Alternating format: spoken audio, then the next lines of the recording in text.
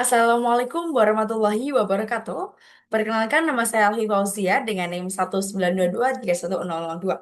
Di sini saya akan melaporkan hasil dari review jurnal terkait dengan metode penilaian konsumsi pangan, di mana di sini kami menggunakan metode berbasis sensor yang tidak hanya secara metode konvensional.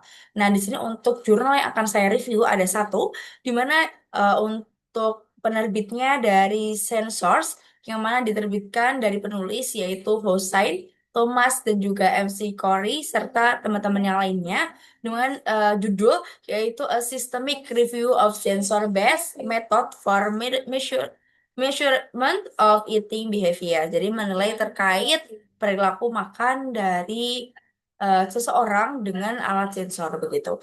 Nah, selanjutnya untuk latar belakangnya, kita tahu bahwa pengukuran konsumsi pangan tradisional seperti 20 hour food recall, FFQ, ada food diary itu sangat bergantung pada yang namanya food self-report tentang recall bias serta adanya kesalahan estimasi yang tidak menangkap detail perilaku makanan. Nah, selanjutnya di sini untuk sensor based method yaitu dengan wearables berkembang pesat dan berpotensi memberikan data objektif, waktu yang nyata, serta granular tentang perilaku makanan.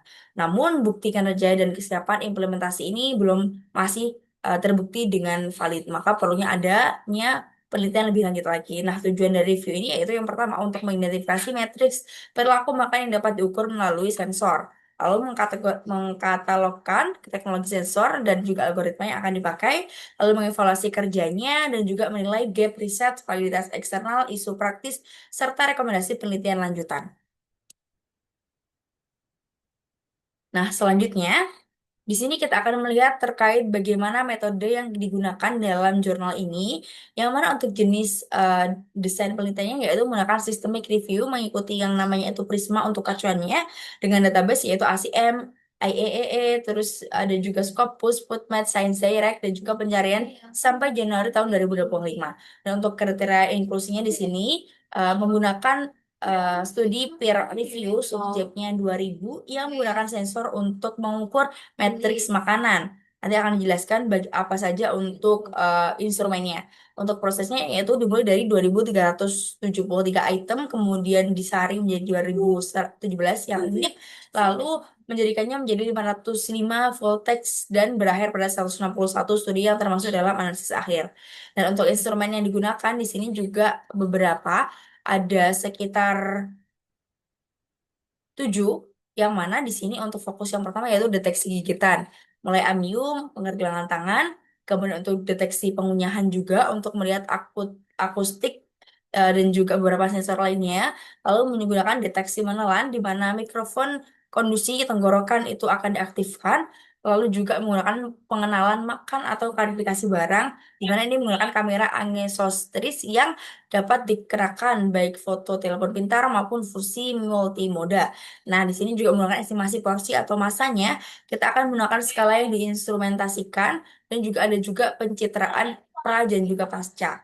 Dan yang terakhir di sini ada juga waktu dan laju makan di mana kita mengelompokkan peristiwa temporal dari sensor pergelangan tangan ataupun kalung yang kita berikan.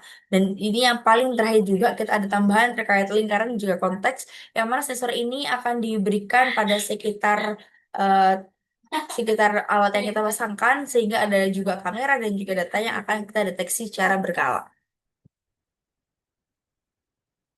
Selanjutnya, kita dapat menilai juga bahwa di sini hasil pengujian yang mana menggunakan studi setting sebanyak 161 dan kita bandingkan dengan hasil yang ada di laboratorium, di mana untuk distribusinya tadi sudah saya bilang sebanyak 161, yang mana 76% penelitian dilakukan di laboratorium itu menunjukkan hasil bahwa masa masih dominan dalam kondisi terkontrol dan juga sensornya bekerja lebih stabil karena gangguannya juga minimal. Namun di sini kita juga membandingkan dengan free living atau kenyataan nyata yaitu sebanyak 24%, di mana di sini kita tahu bahwa di lingkungan itu masih terbatas serta tantangan teknisnya masih lebih besar. Nah, tadi kita udah jelaskan terkait beberapa metode atau instrumen yang ingin kita kembangkan, mulai dari chewing atau mengunyah itu sebanyak 33%, paling banyak gigi karena mudah dideteksi, lalu ada biting, jumlah suapan sebanyak 26%, metode ini umum untuk menilai intensitas makannya. Ada juga environment, kondisi lingkungan makanan sebanyak 20%. Misalnya, kegiatan makan sambil bekerja, menonton TV, dan juga berjalan itu dapat dideteksi juga. Ada juga eating rate, kecepatan makannya sebanyak 10%, di mana kita dapat mengukur durasi dan juga ritme makan itu sendiri. Ada juga mass, perkiraan jumlah makanan, di mana di sini ada 8%, yang mana masih sulit diukur akurat dan juga eh, oleh sensor. Selanjutnya ada juga food items, jenis makanannya ini masih sangat kecil sekali 3% karena sangat susah, karena juga kita tahu bahwa untuk jenis makanan ini sangat variatif dan sangat beragam sekali. Dan yang terakhir ini adalah swallowing sebanyak 0%. Belum ada pengukuran yang dapat dilakukan dan juga diterapkan dalam real life itu sendiri karena sangat juga cukup susah begitu. Nah, kita sudah menggunakan beberapa yang sudah banyak. Nah, selanjutnya kita akan mengetahui terkait beberapa analisis hasil. Kita bisa interpretasikan di mana di sini untuk akurasi tingginya itu ada pada lab yang menunjukkan bahwa teknologi atau algoritma itu telah matang secara teknis untuk dapat mendeteksi event spesifik makanan. Namun jika di lapangan atau free living itu masih sangat kritikal karena masih banyak beberapa tantangan-tantangan yang membuat performa menjadi turun. Hal ini akan menjadikan gap antara proof of concept dan juga real world trials. Nah, selanjutnya di sini ada juga multimodal fusion atau gabungan sensornya. Biasanya ini dapat meningkatkan kinerja juga. Namun di sini perlu diperhatikan terkait algoritmanya dan juga penting untuk robustness dan pendekatan yang lainnya. Dan selanjutnya di sini untuk matrik spesifiknya yang dibandingkan dengan outcome nutrisi menunjukkan bahwa sensor itu sangat baik untuk perilaku seperti yang sudah dijelaskan tadi, tetapi belum secara konsisten untuk menghitung energi intake-nya. Sehingga di sini masih melihat pada perilaku, belum juga energi intake, yang mana di sini akan sangat diperlukan dalam penguatan nutrisi kuantitatif karena estimasi porsi dan juga komposisi makan masih menimbulkan error dan beberapa kendala. Nah, selanjutnya kita di sini juga akan melihat terkait validitas dari metode ini atau inovasi dari metode penilaian konsumsi pangan ya. Jadi untuk kebenarannya di sini sebagian besar studi menggunakan anotasi video manual, yaitu menggunakan rekaman atau anotator sebagai standar emas atau gold standar untuk deteksi peristiwa. Ini kuat karena secara internal tapi mahal untuk potensi yang subjektif. Selain itu, kita juga menggunakan matriks evaluasi, di mana untuk akurasi, presisi, recall, dan deteksinya ini cukup masih heterogenetis dan juga perlu protokol agar dapat membuat agregasi yang kualitatif gitu. Nah, selanjutnya di sini validitasnya eksternalnya masih cukup terbatas karena mayoritas laboratorium studi ini menggunakan sampel yang cukup besar dan perlu uji jangka panjang dengan populasi yang beragam juga.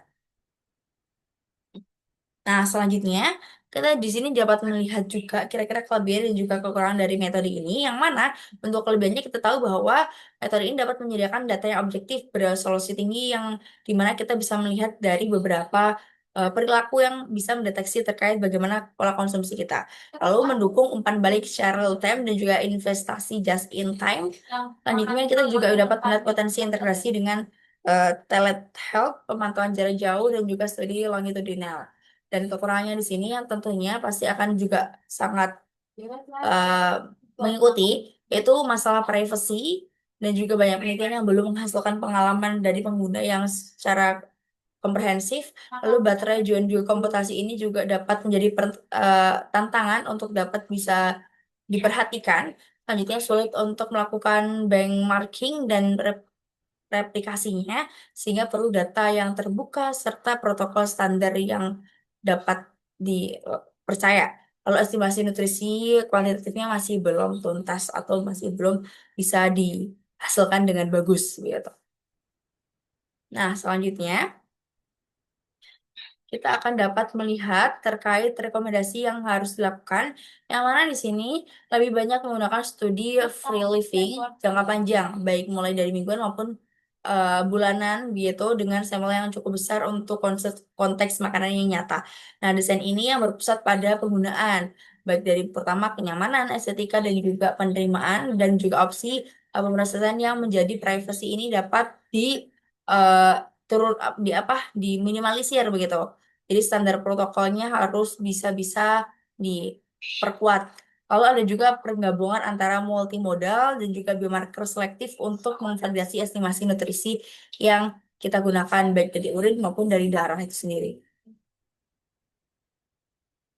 Nah, selanjutnya di sini kita dapat menyimpulkan bahwa metode berbasis sensor ini memiliki akurasi yang cukup tinggi pada laboratorium, yaitu sebanyak lebih dari 80% penelitian yang sudah membuktikan. Namun untuk validitasnya dalam kehidupan nyata masih terbatas sedikit dan karena studi lapangan serta kendala privasi dan juga kenyamanan. Sehingga pengguna yang paling optimal adalah kombinasi sensor untuk perilaku makan. Lalu kita juga menggunakan FFU atau visual untuk jenis makanannya serta biomarker untuk komposisi nutrisi sehingga di sini akan timbullah kerjasama dari beberapa metode sehingga dengan standarisasi dan pengujian lapangan yang lebih luas lagi teknologi ini berpotensi dalam merevolusi pemantauan konsumsi pangan secara real time dan juga relevan gitu. Mungkin demikian dari saya. Bila ada kurang lebihnya, saya mohon maaf sebesar-besarnya. Wassalamualaikum warahmatullahi wabarakatuh.